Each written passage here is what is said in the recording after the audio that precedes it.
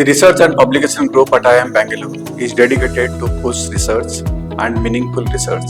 This fourth edition of this research workshop was attended by 92 participants across the country, where 12 faculty members who are doing meaningful research in their own domain, they came together to talk about different methods, different methodology to pursue research questions.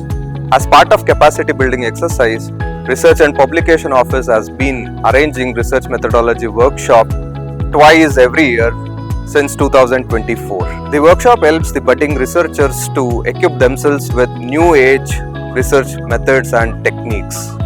The program began with a session which highlighted on the aspect that research is a learning curve and one should not be disappointed with rejections and reviewer comments. As a professional who has come from the industry and navigated into the academic arena, we have learned the clarity of thinking, what questions to ask, how to theorize, and also how to implement certain tools which can enable our research skills. It was a wonderful 6-day research workshop covering qualitative and quantitative methods. Particularly interesting were the discussions on the various methods, the application of it in various contexts. There was a great coverage of econometric methods, including DID and event studies.